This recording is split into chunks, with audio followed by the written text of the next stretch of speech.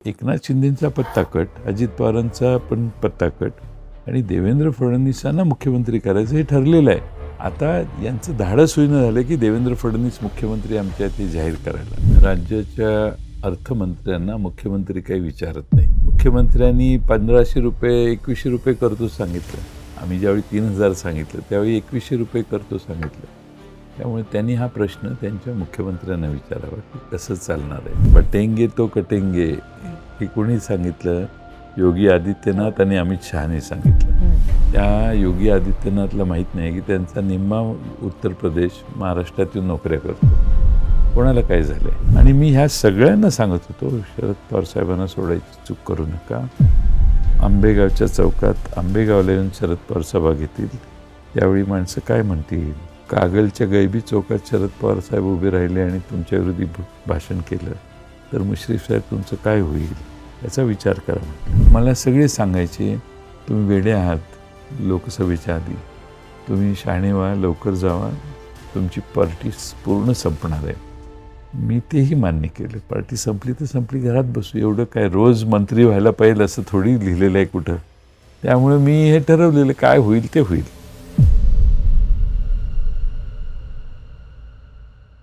मतदानासाठी आता खूप कमी दिवस राहिलेले आहेत आणि प्रचार सभा दौरे याची सगळ्यांची धावपळ चालू आहे. आत्ता रात्रीचे साधारणतः 11:15 वाजता आहेत आणि माझ्यासोबत राष्ट्रवादी शरदचंद्र पवार पक्षाचे प्रदेशाध्यक्ष जयंत पाटील साहेब आहेत. आजचा तुम्ही प्रचाराचा तुमचा सगळा धावपळीचा वेळ संपल्यानंतर आता आलेला आहात मुलाखत देण्यासाठी. कसा होता आजचा प्रचाराचा दिवस आणि कशा पद्धतीने प्रचाराचे दौरे सुरू आहेत? लोकांचा काय रिस्पॉन्स मिळतोय? काय चाललंय महाराष्ट्रात? आज मुंबईपासून सुरू झालेला प्रचार पंढरपूर, मोहोळ, वडगाव शेरी, हडपसर असा करत करत आता इथपर्यंत मी पोचलेलो आहे. कालही 5-7 सभा झाल्या. उद्याही आता पाटोद्याला आहे, विक्रमगड, शहापूर, मुरबाड आणि नंतर तुमसरला रात्री सभा आहे. त्यामुळं प्रचंड प्रतिसाद मिळतोय आणि लोकांचा उत्साह दिवसेंदिवस वाढला आहे. मला वाटतं की महाविकास आघाडीचा पाठिंबा महाराष्ट्रात फार प्रचंड वाढला आहे आणि ज्या बाजूला शरद पवार साहेबांचे फेरी होते त्या बाजूला तर वारं पूर्णपणाने तुतारीचं होतंय. पण ह्या सगळ्यामध्ये अजूनही म्हणजे महायुतीचा ज्या पद्धतीनं प्रचार दुसरीकडे चालू आहे त्यांना अजूनही विश्वास आहे की ज्या पद्धतीनं महाराष्ट्रात त्यांनी योजना आणलेल्या आहेत किंवा प्रकल्प त्यांनी आणलेले आहेत त्याचा मोठा इफेक्ट जो आहे तो महाराष्ट्रात पडणार आहे आणि त्यांचंच सरकार सत्तेत येणार आहे. तर तुम्हाला ग्राउंडवरती काय वातावरण दिसतंय? महायुतीबद्दल लोक काय बोलताना दिसत आहेत? प्रत्येक मतदारसंघात हजारो कोटीची कामं आली असे त्यांचे आमदार वल्गना करतात आणि प्रश्न विचारला कामं कुठं आहेत? लोक म्हणतात कुठंच नाही आहेत, दिसत नाही आहेत, कामं कागदावरच आहेत, नुसती आश्वासन आहेत आणि JRच्या दुसऱ्या पानावर लिहिलेलं असतं निधीच्या उपलब्धतेनुसार काम सुरू करा म्हणून. त्यामुळं महाराष्ट्राची फसवणूक झाली आहे आणि प्रत्यक्षात कामं नाहीत हे महाराष्ट्राला लक्षात आलेलं आहे आणि त्यामुळं कामं झाली आहेत म्हणून यांच्या मागं माणसं असंही नाही. मागच्या 2 मोठे पक्ष महाराष्ट्रातले या लोकांनी फोडले त्याचा प्रचंड राग महाराष्ट्रातल्या जनतेला आहे. छत्रपती शिवाजी महाराजांचा पुतळा कोसळला त्यातही यांनी भ्रष्टाचार केला असा जनतेचा समज आहे आणि म्हणून जनता वाट बघते 20 नोव्हेंबरची. आता या सगळ्यामध्ये आपण बघितलं तर तुमच्या जाहीरनाम्यामध्ये जी सगळ्यात महत्त्वाची गोष्ट आहे ती म्हणजे तुम्ही लाडकी बहीण योजनेचे पैसे जे आहेत ते आता वाढवून देणार आहात. तुम्ही 3000 रुपये करताय 1500 रुपयांपेक्षा. तर आता मी काही दिवसांपूर्वी अजित पवारांची मुलाखत घेतली त्याच्यामध्ये ते असं म्हणाले की आत्ता आम्ही 1500 रुपये देत होतो तर राज्याच्या तिजोरीवरती बोजा पडतोय म्हणून खूप विरोधक आकांडतांडव करत होते. पण आता 3000 रुपये कसे परवडणार? तिजोरीवरचा बोजा जो आहे तो 1 लाख कोटीपर्यंत जाईल. 7 लाख कोटींच्या बजेटमध्ये हे सगळं कसं बसवणार? आणि त्यांनी असं एक वाक्य उद्गारलं की ब्रह्मदेव आला तरी हे शक्य होणार नाही आणि हे सगळं खोटं आहे म्हणून. तुम्ही स्वतः अर्थमंत्री राहिलेला आहात तर हे सगळं कसं जमवून आणलं जाणार आहे आणि हे गणित कसं बसवलं जाणार आहे? मला वाटतं की राज्याच्या अर्थमंत्र्यांना मुख्यमंत्री काही विचारत नाही. मुख्यमंत्र्यांनी 1500 रुपये 2100 रुपये करतो सांगितलं. आम्ही ज्यावेळी 3000 सांगितलं त्यावेळी 2100 रुपये करतो सांगितलं. त्यामुळे त्यांनी हा प्रश्न त्यांच्या मुख्यमंत्र्यांना विचारावा की कसं चालणार आहे. आम्ही आमचं सत्ता आली तर आम्ही महाराष्ट्राची अर्थव्यवस्था जी डिरेल झालेली 94-95 सालापासून 99 सालापर्यंत ही महाराष्ट्राची अर्थव्यवस्था मी राज्याचा अर्थमंत्री असताना विलासराव देशमुख साहेबांच्या सरकारने पुन्हा पूर्वपदावर आणली. त्यामुळं आम्हाला राज्य कसं चालवायचं चांगलं माहिती आहे आणि आम्ही जे बोललोय ते नक्की करून दाखवू. पण त्यासाठी म्हणजे तुम्ही काय असं प्लॅनिंग केलंय की हे सगळं कसं बसवलं जाणार? कारण बेरोजगार युवकांना सुद्धा 4,000 रुपये दिले जाणार आहेत, एसटीचा प्रवास मोफत केला जाणार आहे, त्यामुळे आणखीनच बोजा वाढेल किंवा आणखीनच हे सगळं विस्कळीत होईल अशा पद्धतीचा एक प्रचार चालू आहे. महाराष्ट्राच्या जनतेची अपेक्षा आहे म्हणून आम्ही आमचा जाहीरनामा करण्याच्या आधी लोकांच्याकडून बऱ्याच सूचना मागितलेल्या बरं. आणि सूचना मागितलेल्या सूचनांचं कंपायलेशन करून आम्ही जनतेनं ज्या मागण्या आहेत त्या एकत्रित करून आमचा जाहीरनामा आम्ही केलेला आहे. आणि त्यामुळं अशा अनेक गोष्टी आहेत की ज्या आम्ही नक्की करू शकतो आणि त्यातल्या फक्त काही पंचसूत्री आम्ही राहुल गांधी, उद्धव ठाकरे साहेब आणि शरद पवार साहेब यांनी एकत्रित येऊन जाहीर केलेले आहेत. या सगळ्यामध्ये जे सुरुवातीच्या काळामध्ये मिळालं, लोकसभेला जे काही यश मिळालं, ते कुठंतरी मधल्या काळामध्ये जागा वाटपाच्या चर्चांमध्ये थोडंसं त्या यशाचं थोडंसं काहीतरी कमी झालंय असं बघायला मिळालं. कारण जागा वाटपाच्या चर्चा चालू झाल्या आणि मग महाविकास आघाडीमध्ये मतभेद आहेत किंवा उद्धव ठाकरे यांची मागणी असेल मुख्यमंत्रीपदाची किंवा काँग्रेस त्यांचे थेटपणे संजय राऊतांचे असलेले वाद असतील, हे सगळं चव्हाट्यावर आल्यामुळं महाविकास आघाडीला थोड्या बहुत प्रमाणात त्याचा फटका बसला असं तुम्हाला वाटतं का? ते टाळता आलं असतं का? मला नाही वाटत तसं, कारण अतिशय खेळीमेळीच्या वातावरणात जागा वाटप आमचं झालं आणि आमची जी आघाडी आहे ती डेमोक्रेटिक आहे. त्यांची आघाडी हुकुमशाही आघाडी आहे. त्यामुळं अमित शहा आणि नरेंद्र मोदींच्या समोर एकनाथ शिंदे आणि अजित पवार हे जाहीर उघडपणाने बोलू शकत नाहीत. त्यांनी वरनं जे डिक्टेट केलं, जे ऑर्डर आली तेच जागा घेऊन ह्यांनी इलेक्शन लढवायला सुरुवात केली. आमच्यात तसं नाही. आमच्यात एकमेकाशी चर्चा करून वाद झाला असेल, पण आम्ही शेवटी एकमत केलं आणि लढाई केली. त्यामुळं ही डेमोक्रेटिक सेटअप आहे आमचा. आमच्यात कोणीही फार मोठा आहे आणि तो हुकुमशाही पद्धतीनं रूल करतो असं नाही आहे. त्यांच्याकडे मात्र अमित शहांच्या नजरेकडे बघून एकनाथ शिंदे आणि अजित पवार वागतात, हे आता महाराष्ट्राला कळलेलं आहे. आता आपण बघतोय की महायुतीचा जो प्रचार चालू आहे महाराष्ट्रात, तो विशेष करून हिंदुत्ववादावरती चालू आहे. म्हणजे विशेष करून मी भाजपबद्दल बोलतेय की बटेंगे तो कटेंगे किंवा एक है तो सेफ है अशा पद्धतीनं थेटपणे पंतप्रधान नरेंद्र मोदी, यूपीचे मुख्यमंत्री योगी आदित्यनाथ लोकांना आवाहन करतायत आणि दुसरीकडे अजित पवार म्हणतात की हे आम्हाला मान्य नाहीये. तर हे जे अजित पवारांना त्यांच्याशी जुळवून घेणं या नाऱ्यावरती जड जाते, त्याबद्दल तुम्हाला काय वाटतं? ज्या पद्धतीने हे वितुष्ट आले आता नाऱ्यावरनं. अजित पवार जे म्हटले ना की आम्हाला हे मान्य नाही, ते विचारून म्हटले असतील आणि त्यांनी सांगितलं असेल ठीक आहे, तुमचा मतदार जपण्यासाठी तुम्ही एवढं करा, आमची तात्पुरती परवानगी तुम्हाला आहे. बटेंगे तो कटेंगे हे कोणी सांगितलं? योगी आदित्यनाथ आणि अमित शहाने सांगितलं. आता त्या योगी आदित्यनाथला माहीत नाही की त्यांचा निम्मा उत्तर प्रदेश महाराष्ट्रात येऊन नोकऱ्या करतो. कोणाला काय झालं आहे? बटेंगे तो कटेंगे हे औरंगजेबाने सुरू केलं. या भारतवर्षामध्ये भारताच्या उपखंडामध्ये कोणीच दुसरं राहिला नाही पाहिजे म्हणून औरंगजेब दक्षिणेला आला. गोळकोंडा घेतला, आदिलशाहीवर त्याने बुलडोजर फिरवला. छत्रपती शिवाजी महाराजांचं राज्य घेण्याचा त्याचा उद्देश होता. पण मराठी फौजांनी त्यांना याच मातीत गाडलं आणि आपण एकच पाहिजे, एक आहे तो सेफ आहे, ही औरंगजेबाची कल्पना आहे की आपण एकटेच राजे असलो पहिल्या देशात. तसं या भारतीय जनता पक्षाचं एक आहे तो सेफ आहे म्हणजे काय? कुठलाही पक्ष टिकू नये, मी एकटाच राहिलो पाहिजे अशी भूमिका असेल. दुसरा, धार्मिकदृष्ट्या आपण एकत्रित राहिलो तर सेफ आहे. अरे महाराष्ट्रात आणि राज्य कुणाचं? भाजपचं.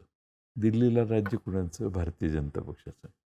तुम्ही दिल्लीत आणि मुंबईत राज्य असताना तुम्ही हिंदू समाजाला सांगताय की आपण सेफ असायला एक व्हायला पाहिजे. मग तुम्ही काय राज्य करता? तुम्ही हिंदू समाजाला घाबरवून टाकण्याचं काम करता. आमच्या राज्यात आम्ही कधीच सांगितलं नाही की हिंदू धोक्यात आहे. आम्ही हिंदूंचंही रक्षण केलं आणि अल्पसंख्याकांनाही तेवढंच संरक्षण दिलं. पण हे स्वतः तोंडानेच सांगतात एक आहे तो सेफ आहे. अरे मग तुम्हाला राज्यावर कशाला बसवलं? तुमच्यात त्यांचे भाजपचे एक आमदार महाराष्ट्रभर फिरत होते. हिंदूंच्यात आणि अल्पसंख्याकांच्यात वाद व्हावेत अशी विधानं करत हिंडत होते. आणि ते म्हणायचे, मला कुणाची भीती नाही, माझा बॉस सागर बंगल्यात बसलाय. एवढ्या खालच्या दर्जाला जाऊन तुम्ही जर राजकारण करत असाल, जाती आणि धर्मात भांडणं लावत असाल, तर याचा अर्थ तुम्ही सेफ नाही, भाजप सेफ नाही, एकनाथ शिंदे आणि अजित पवार सेफ नाहीत. आणि सेफ्टी फॅक्टर वाढवायला आता एक आहे, तो सेफ आहे. महाराष्ट्राने हे ओळखलेलं आहे. मी महाराष्ट्रातल्या हिंदूंचे आभार मानेन आणि अल्पसंख्याकांचे आभार मानेन की त्यांनी हे जे आमदार फिरत होते भाजपचे, एक महाराष्ट्रभर मोर्चे काढत होते, त्यांच्या कुठल्याही भाषेला कुणीही प्रतिसाद दिला नाही. हिंदूंनी ना दिला, ना अल्पसंख्याकांनी दिला. त्यामुळं मी हिंदूंचे आभार मानेन, अल्पसंख्याकांचे आभार मानेन की अशा निवडणुका समोर आल्यावर हिंदू खतरे में दाखवून मतं मिळवण्याचा जो प्रयत्न आहे, तो पूर्ण लोकसभेत संपला आणि विधानसभेत देखील पूर्ण याचा पराभव होईल या कल्पनेचा. आणि या सगळ्यामध्ये एक महत्त्वाची चर्चा होताना दिसते. अगदी या 1 ते 2 दिवसांमध्येच अनेक मुलाखतींमधून देवेंद्र फडणवीसांनी हे स्पष्ट केलंय, की मला आता मुख्यमंत्री होण्यामध्ये रस नाहीये किंवा मी त्या स्पर्धेतच नाही, असं देवेंद्र फडणवीस म्हणतात. तर तुम्हाला या स्टेटमेंट मागचं राजकारण नेमकं काय दिसतं? कारण अमित शहा काही दिवसांपूर्वी असं म्हणाले होते, की आपल्याला भाजपचा मुख्यमंत्री करायचा आहे किंवा आपल्याला स्वबळावर सत्ता आणायची आहे 2029 मध्ये. पण अचानक विनोद तावडे एकीकडे म्हणतात की नवीन प्रयोग केला जाईल महाराष्ट्रात आणि लगेच देवेंद्र फडणवीस म्हणतात की मला मुख्यमंत्री व्हायचं नाहीये. खरं म्हणजे देवेंद्र फडणवीसांनी एकनाथ शिंदे, अजित पवार फोडताना स्वतः मुख्यमंत्री होण्याची इच्छा त्यांची होतीच. ज्यावेळी वरून त्यांना आदेश आला की तुम्ही उपमुख्यमंत्र्यांपदाची शपथ घ्या, त्यावेळी देवेंद्र फडणवीस आणि त्यांचे सगळे समर्थक प्रचंड नाराज झाले. प्रसंगी डोळ्यातून अश्रू इतरांचे, त्यांच्या समर्थकांचे निघाले. मुख्यमंत्री व्हायचंय हे त्यांना सत्यच आहे, त्यांची इच्छाच आहे पुन्हा व्हायचं. मी पुन्हा येईन हे कशातनं आलं. त्यामुळे आज अमित शहानी 3 वेळा आत्तापर्यंत सांगितलं की अगली सरकार भाजपा की रहेगी. भाजपा की रहेगी म्हणजे भाजपचे मुख्यमंत्री. आने वाले दिनों में देवेंद्र जी ही इसके नेतृत्व करेंगे. हे अमित शहानी 2-3दा सांगितले. मी मोदींनी मान्य केले, अमित शहानी मान्य केले. आणि आता एकनाथ शिंदेंचा पत्ता कट, अजित पवारांचा पण पत्ता कट आणि देवेंद्र फडणवीसांना मुख्यमंत्री करायचं हे ठरलेलं आहे. आता यांचं धाडस होईना झालं की देवेंद्र फडणवीस मुख्यमंत्री आमच्या इथे जाहीर करायला. आणि एकनाथ शिंदे पण नाराज होतील, अजित पवारही नाराज होतील. नाराज होण्याचा या दोघांनाही अधिकार नाही, कारण ह्यांनी त्यांचं मांडलिकत्व स्वीकारलेलं आहे. पण तरी देखील यांना दोघांना वाईट वाटू नये म्हणून एक सॉफ्ट व्ह्यू म्हणून देवेंद्र म्हणत असतील की माझी इच्छा नाही. पण इच्छा तर आहे. इच्छा नाही असं कुठल्या लहान मुलालाही विचारलं त्यांची इच्छा नाही का. आणि म्हणून उद्याच्या निवडणुकीत त्यांची जी युती आहे त्यांची मेजॉरिटी येणार नाही. चुकून मेजॉरिटी जर आली तर देवेंद्र फडणवीसच मुख्यमंत्री होतील आणि विरोधात पक्षात बसले तर विरोधी पक्षनेताही देवेंद्र फडणवीसच होतील. पण ह्या सगळ्या तुम्ही असं म्हणालात की त्यांना कोणी लहान मुलांनी जरी विचारलं तरी त्यांची मुख्यमंत्री व्हायची इच्छा आहे. तुमच्या इच्छेबद्दल सध्या जोरदार चर्चा चालू आहे, कारण काही दिवसांपूर्वी इस्लामपुरात जी सभा झाली त्याच्यामध्ये अगदी शरद पवारांनी क्लिअरली इंडिकेशन्स दिले की मोठी जबाबदारी असणार आहे. आणि तशा चर्चा सुद्धा म्हणजे इस्लामपूर वाळवामध्ये सध्या ह्याच चर्चा चालू आहेत की साहेब यंदा मुख्यमंत्री होणार आहेत म्हणून. तर त्याबद्दल काय सांगाल? म्हणजे तुमच्याकडूनच आम्हाला ऐकायचं. काय आहे की इच्छा तर राजकारणात असणाऱ्या प्रत्येकाची असते.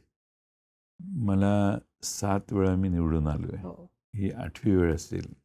त्या जनतेनं जर मला आशीर्वाद दिले तर, आणि ते देईल असं चित्र दिसतंय. त्यामुळे इच्छा तर प्रत्येकाची असणार आहे, त्यात काही वावगं नाही आहे. परंतु संख्येला फार महत्त्व असतं. बरोबर. त्यामुळे मला कुठली घाई नाही आहे. महाराष्ट्रात संख्या 23 तारखेला संध्याकाळी ठरेल आणि त्यानंतर यावर आपण बोलू. या सगळ्यामध्ये आणखीन एक चर्चा होतीये शरद पवारांच्या वक्तव्याची, जे ते म्हणाले की महाराष्ट्राला महिला मुख्यमंत्री मिळावी अशी त्यांची जी इच्छा आहे, जी त्यांनी शिरूरमध्ये बोलून दाखवली. त्यावरून पुन्हा सुप्रिया सुळेंचं नावही चर्चेत आलंय. तर या सगळ्या चर्चांकडे तुम्ही कसं पाहता? तुमच्या पक्षातनं सध्या पवारांनंतर जी 2 महत्त्वाची नावं घेतली जातात ते अर्थात सुप्रिया सुळे आणि तुम्ही आहात. असं आहे की शरद पवार साहेबांनी महाराष्ट्रात नेहमीच महिलांना प्राधान्य दिलं. शरद पवार साहेबांच्यामुळं राजकीय आरक्षण हो 30% आज 50% गेलं. त्यांच्यामुळेच पोलीस दलात, सैन्य सैन्यात दलात हो सगळीकडे महिलांना संधी मिळाली. त्यामुळं महिलांच्यासाठी शरद पवार साहेबांनी नेहमीच प्राधान्य दिले आणि त्यांची ही पूर्वीपासून इच्छा आहे, की ज्या जगाच्या पाठीवर, ज्या देशामध्ये महिला आणि पुरुष खांद्याला खांदा लावून काम करतात, ते देश प्रचंड प्रगतीपथावर आलेले आहेत. त्यामुळं महाराष्ट्राची प्रगती होण्यासाठी आणि देशाची प्रगती होण्यासाठी महिलांना प्राधान्य देणं हा स्वभाव, स्थायी भाव आहे त्यांचा. त्यामुळे महाराष्ट्राची मुख्यमंत्री महिला व्हावी ही त्यांनी इच्छा व्यक्त करणं हे योग्यच आहे असं मला वाटतं. राहता राहिला प्रश्न सुप्रियाताईंचा. सुप्रियाताई संसदरत्न अनेक वेळा झालेले आहेत. त्यांनी त्यांचं मेरिट सिद्ध केलेलं आहे आणि संसदेत अतिशय उत्तम भाषणं त्यांनी केलेली आहेत. त्यामुळं आमच्या पक्षाच्या त्या नेत्या पण आहेत हम्म. आणि राष्ट्रीय स्तरावर देखील त्या आमच्या पक्षाच्या राष्ट्रीय नेत्या आहेत. त्यामुळे देशभर त्यांची नाव आहे आणि देशातल्या कुठल्याही राज्यात त्यांचे अतिशय चांगले संबंध आहेत असं मला वाटतं. त्यामुळं पवारसाहेबांनी नाव घेतलेलं नाही, हम्म. पण महिला मुख्यमंत्री करायचं असेल तर आमच्या पक्षातून त्यांचंच नाव येऊ शकतं. वा नक्कीच म्हणजे जसं तुम्ही म्हणालात की पवारांनी आजपर्यंत महिलांच्या बाबतीत जी धोरणं केली आहेत त्या दृष्टीने हा निर्णय झाला तर अर्थात तो उत्तमच असेल. आता या सगळ्यामध्ये आपण इस्लामपूर वाळवाबद्दल आता बोलत होतो. काही दिवसांपूर्वी असं म्हटलं जात होतं की अगदी वन साईड म्हणजे वन साईडच होणार फाईट, म्हणजे समोर कोणी पैलवानच नसणार आहे. पण ज्या पद्धतीनं तुमच्या समोर एक पैलवान उभं करण्यात आलाय आणि तोही भाजपमधून घड्याळाच्या चिन्हावरती, आणि त्याच्यासाठी अजित पवारांनी मला वाटतं 2 सभा सुद्धा घेतलेल्या आहेत आणि मग तुमच्यावरती आरोप करणं असेल, वैयक्तिक टीका करणं असेल, जे आतापर्यंत तुमच्या विधानसभेत येऊन कधी मला नाही वाटत की इतक्या मोठ्या प्रमाणात झालं असेल. थेटपणे अजित पवार तुमच्यावर टीका करतायत. सगळ्यांनी बसून म्हणजे एक फोटो व्हायरल झाला होता काही दिवसांपूर्वी. यात अजित पवार होते, संजय काका होते, सदाभाऊ खोत होते आणि निशिकांत पाटील होते. तर हे जे सगळं जमून आलंय त्याबद्दल काय वाटतं तुम्हाला? मला माझ्या मतदारसंघातली जनता चांगलं ओळखते. कुणी बाहेरच्यानी किती येऊन तिथं भुंकाबुंकी केली, तरी माझी जनता माझ्या मागे आज नाही, जेव्हा जास्त विरोध होतो त्यावेळी डबल स्पीडने माझ्या मागे राहते. हा मला कोणीतरी असं येऊन भाषण माझ्या विरोधी करावं आणि मग माझं मतदान वाढावं, हे अनेक वेळा झालेलं आहे, आज बरं. नाही. आणि त्यांना मागणं माणसं चिठ्ठ्या देत होते आणि चिठ्ठीवरच्या गोष्टी वाचत होते ते. म्हणजे मला वाईट एकच वाटलं, की माझ्या मुलाचे नवीन रिलेशन झाले आणि त्यांचा उल्लेख, ती फॅमिली कधी राजकारणात नाही आहे. लांबून लांबून पण त्यांचा राजकारणात संबंध नाही. आणि मुलाची सासूरवाडी अमकी आहे, एवढे नामर्द आम्ही कुणी नाही आहे. त्यामुळं मला वाईट वाटलं, की त्यांनी इतक्या खालच्या स्तरावर जाऊन टीका केली, बोलले. काही गोष्टी मर्यादा सांभाळायच्या असतात, पण त्या मर्यादा अलीकडे त्यांच्याकडून पाळल्या जात नाहीत. ठीक आहे. या सगळ्यामध्ये आता अजित पवारांची चर्चा होते, तर अर्थात बारामती विधानसभेची जोरदार चर्चा चालू आहे. युगेंद्र पवार जरी मैदानात असले तरी शरद पवार एका मुलाखतीत म्हणाले की युगेंद्रसाठी बारामती जिंकणं अवघड आहे म्हणून. तर एकंदर तुम्ही त्या दिवशी म्हणालात की मला पाडायचे प्रयत्न चालू आहेत, पण मी अजून बारामतीत आलेलो नाहीये. काय वाटतं तुम्हाला बारामती विधानसभेचं काय चित्र दिसेल? अजित पवारांना पराभूत करणं इतकं सोपं आहे का? माझं मत आहे, की बारामतीकर हे कुणालाच कळू शकत नाहीत. आम्ही सुप्रियाताईंच्या वेळी वेगळे सर्वे केले, त्यावेळी असं आम्हाला सर्वेत दिसलं, की सगळ्यात कमी लीड लोकसभेला हां. बारामती विधानसभेत सुप्रियाताईंचा राहील. बरं. पण झालं उलटंच. सगळ्यात जास्त लीड बारामतीत मिळाला. त्यामुळे बारामतीतली जनता सर्वेमध्ये, बाहेर, रस्त्यावर जे एक्सप्रेस करते, त्याच्यापेक्षा वेगळी आहे.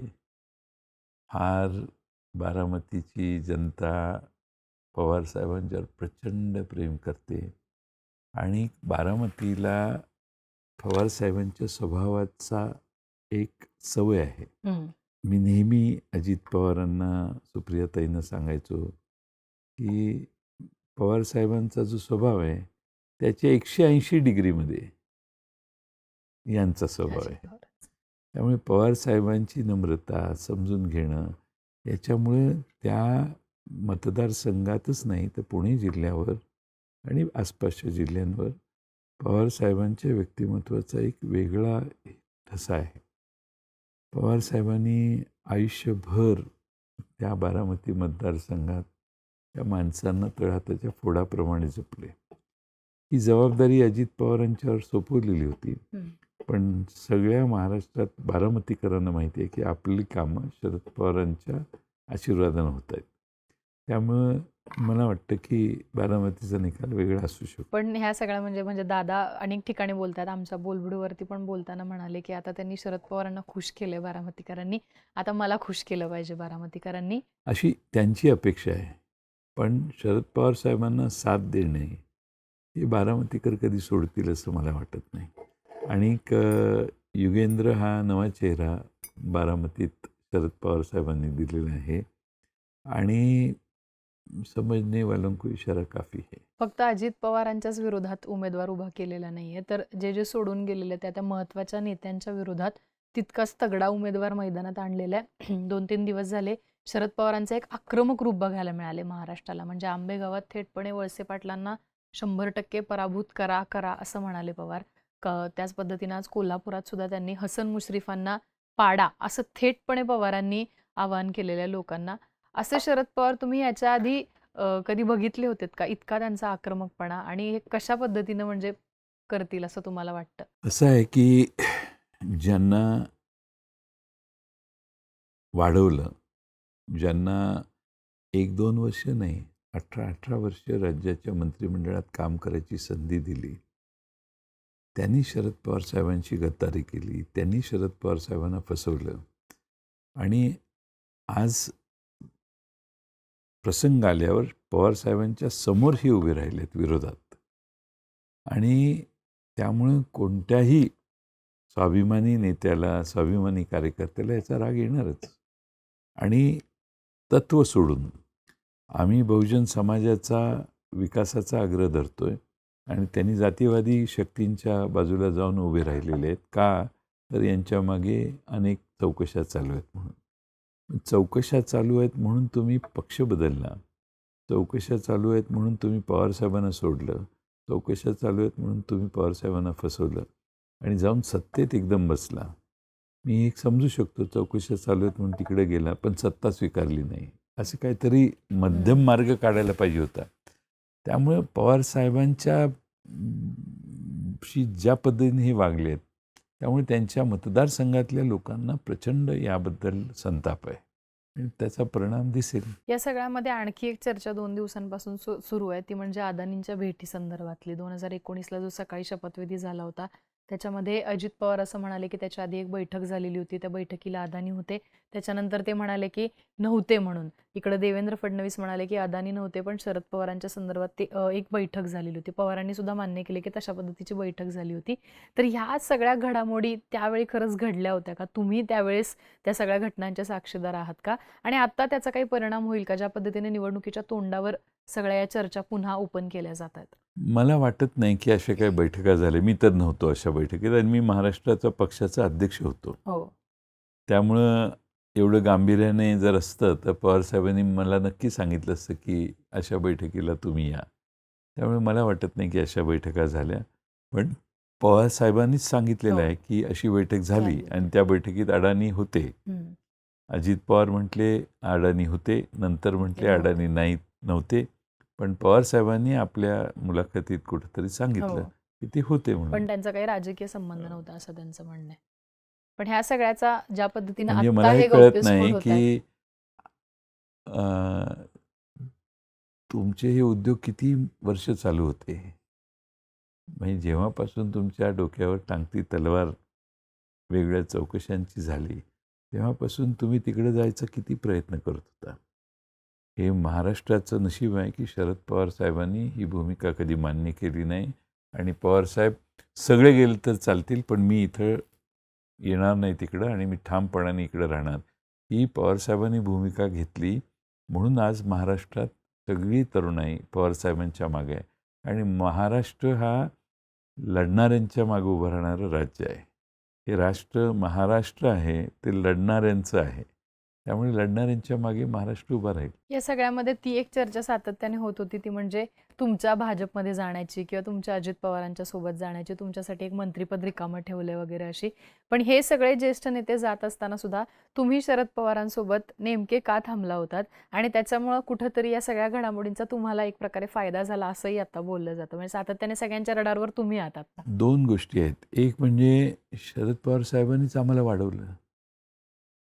माझे वडील गेल्यानंतर आम्हाला अतिशय मुलासारखं त्यांनी प्रेम दिलं. कधीही त्यांनी एकदा त्यांच्याबरोबर 99 साली आम्ही गेल्यानंतर कधीही त्यांनी मागं वळून बघायची संधीच दिली नाही. नेहमीच मला मोठमोठ्या जबाबदारी वयाच्या 37व्या वर्षी मी महाराष्ट्राचा अर्थमंत्री झालो. कंटिन्युअस 9-10 वर्ष. कशामुळं? दुसऱ्या पक्षात कुठं असतो तर हे झालं नसतं. त्यामुळं शरद पवार साहेबांना सोडावं ही कल्पनाच मान्य नव्हती. ज्यावेळी शरद पवार साहेब निवृत्त व्हायला लागले, अचानक स्टेजवर दिसायला लागले ते, त्यावेळी आम्हाला आमच्या भावनांना आवर घालता आला नाही. तर ज्या माणसासाठी आम्ही राष्ट्रवादीत आलो, काँग्रेस सोडून राष्ट्रवादीत का आलो? तर पवार साहेबांचं नेतृत्व आम्हाला भावलं म्हणून आलो. आता ज्यांच्यासाठी आलो तेच जर निवृत्ती घेणार असतील तर मग काय राहिलं? अशी भावना माझ्या मनात आली. त्यामुळे त्यांना सोडणं आणि मी ह्या सगळ्यांना सांगत होतो, शरद पवार साहेबांना सोडायची चूक करू नका. आंबेगावच्या चौकात आंबेगावला येऊन शरद पवार सभा घेतील, त्यावेळी माणसं काय म्हणतील? कागलच्या गैबी चौकात शरद पवार साहेब उभे राहिले आणि तुमच्या विरोधी भाषण केलं तर मुश्रीफ साहेब तुमचं काय होईल? याचा विचार करा म्हटलं. या आजच्या गोष्टीचा विचार करू नका, फार भारी जाईल, मोठं लफडं होईल. हे मी तेव्हापासून सांगत आलो आहे. आजही माझं ते मत आहे. आता मी पवार साहेबांना का नाही सोडलं? याला माझं शरद पवार साहेबांच्याबद्दलचं प्रेम एवढंच कारण आहे. मला त्यांच्या नेतृत्वाखाली बरंच शिकायला मिळालं. नेता असा असावा की ज्यांच्या कृतीतून, बोलण्यातून, वागण्यातून माणसांशी कसं वागायचं हे मी पवार साहेबांच्याकडून शिकलो. माझ्या वडिलांचे माझ्यावर संस्कार आहेतच, पण वडील जाईपर्यंत मी राजकारणात कधी एक दिवस आलो नव्हतो. त्यांच्यानंतर मला पवार साहेबांच्याकडेच बघता आलं. त्यामुळं माझ्यावर त्यांचे संस्कार आहेत. त्यामुळे त्यांना सोडण्याचा विषय माझ्या मनात येत नव्हता. नंबर 1.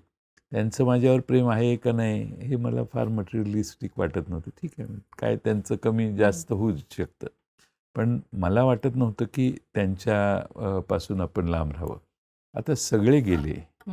त्यावेळी एक जागा मंत्रिमंडळात मला ठेवली. तुम्ही ज्याचा उल्लेख केला हे खरं आहे. मला अजित पवारही सांगत होते की तुम्ही या एक जागा मोकळी ठेवलेली आहे. दुसरे पक्ष त्या आघाडीतले जे होते तेही सारखे सांगत होते.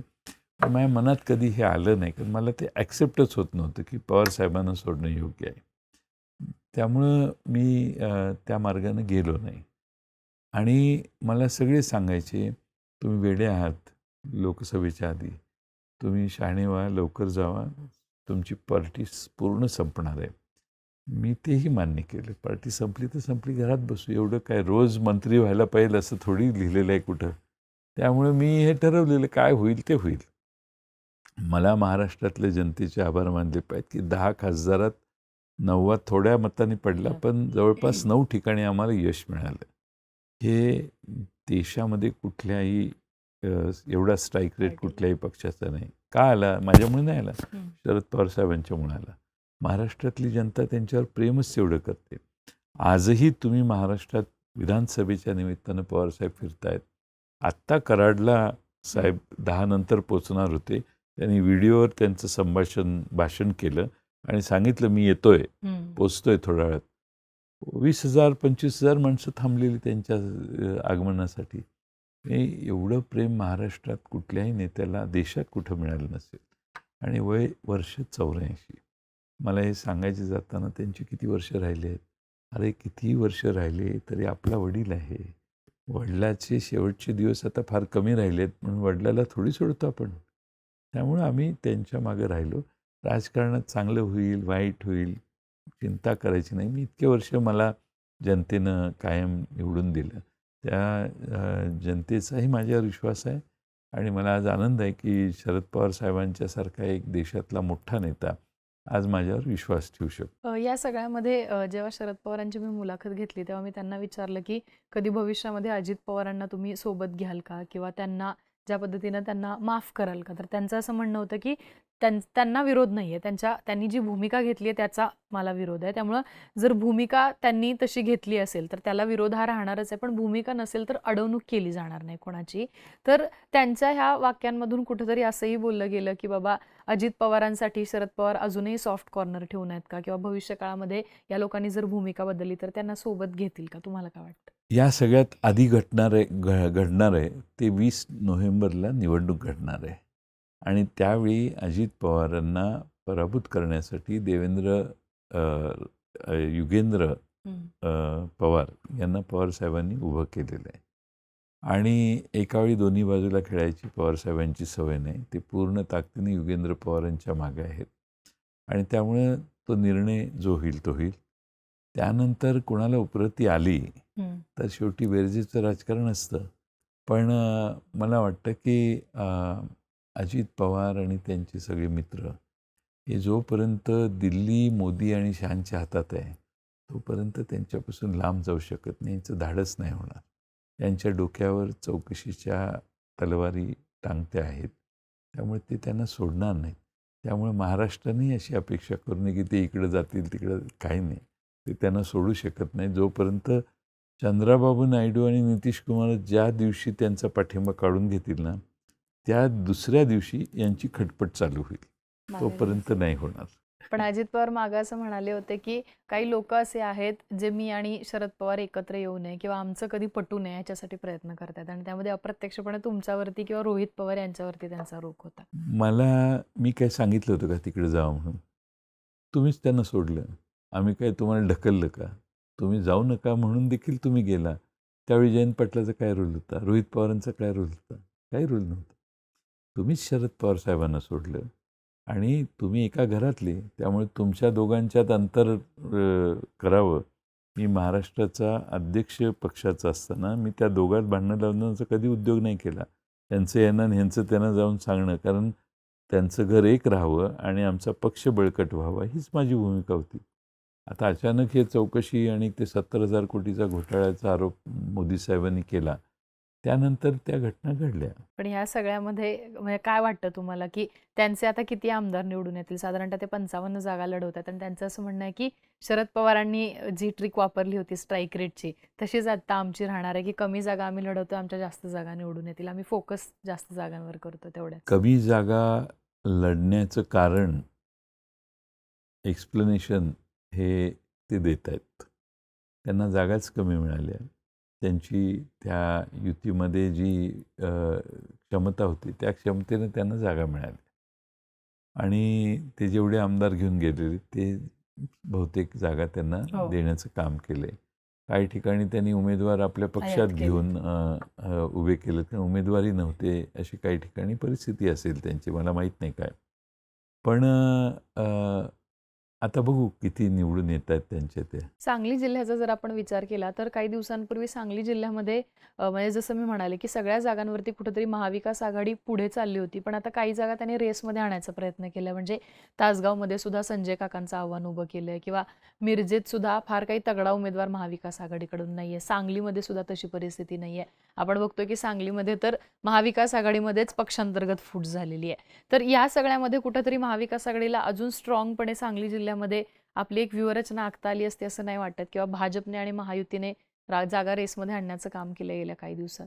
मला असं वाटतं की सांगलीचा अपवाद वगळता सर्व ठिकाणी चांगल्या प्रतिमेचे चांगले उमेदवार द्यायचं काम केलेलं आहे महाविकास आघाडीने. शिराळा, इस्लामपूर, तासगाव, जत, मिरजेचाही उमेदवार चांगला आहे, शिवसेनेचा आहे आणि खानापूरलाही नवीन चेहरा आम्ही दिलेला आहे.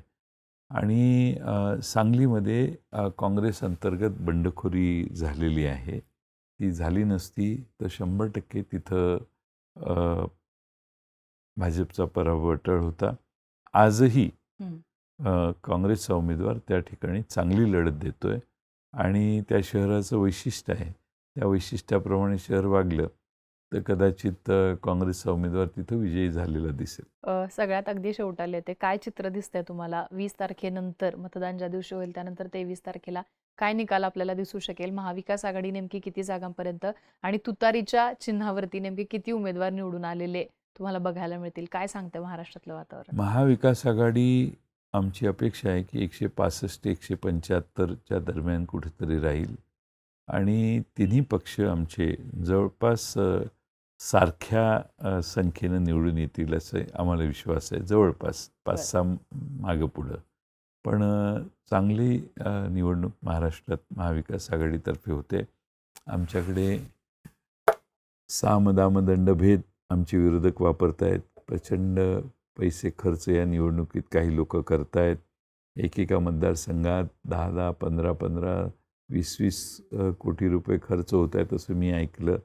आणि मतदारांना विकत घेणे असं काही लोक प्रयत्न करत आहेत.